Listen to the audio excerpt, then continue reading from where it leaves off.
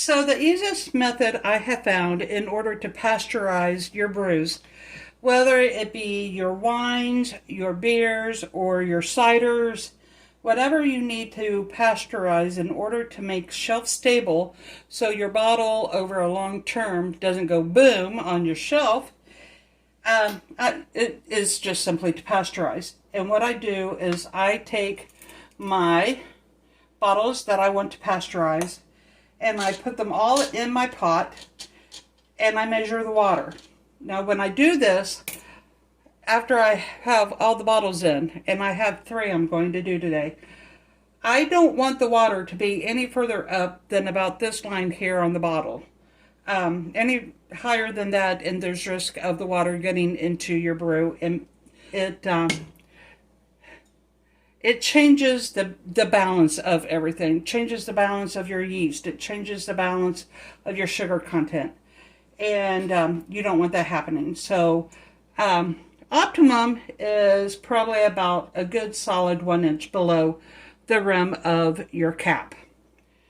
And today I'm just going to show you how to pasteurize using 3 5-ounce bottles. And this is my sweet tea wine that I made.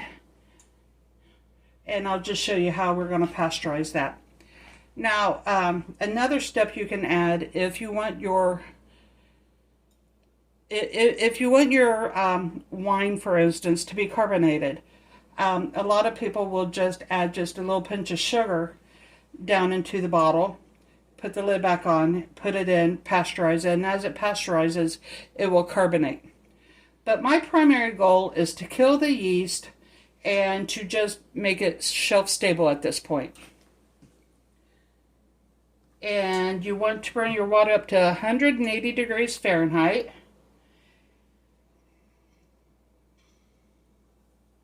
Okay, I'm a little higher. I'm at 185. So I'm going to just turn the heat off. And I want this to come back down to 160. And the reason you do that particular step is so if by any chance there's any bacteria in your water, that 180 degrees has opportunity to kill any of that bacteria off. So there's a very, very little risk to infecting your brew at that point. And we want it to cool down to 160.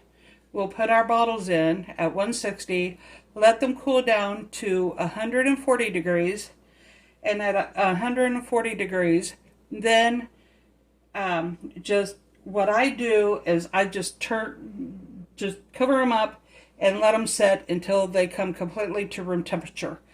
You want them to set at the 140 degrees at least 15 minutes. At the very least 15 minutes. I usually just leave it set until everything becomes room temperature, and at that point then I know for a fact that they have been in the water long enough to have completely pasteurized, and we can just, at that point, we can just label them if necessary and put them on the shelf. And I do have, I don't know if you can see it, I have a little rack in here, and you don't ever want to set your bottles directly into a hot pan, hot bowl, hot pan, whatever you use for your pasteurization process.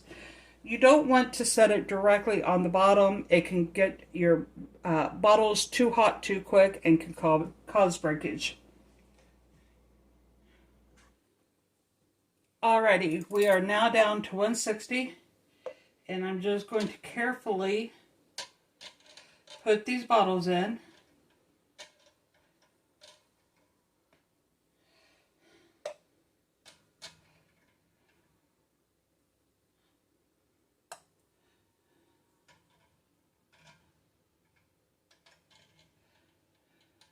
Try to keep them as straight up as humanly possible. And then just put a lid over them. And the lid doesn't necessarily have to fit real tight. Okay. And it's that simple. We'll just wait for this to come down to room temperature, and I'll be able to put it on my shelf. So for now, this is Country Chick Brews. I'm Beth. I'll catch you later.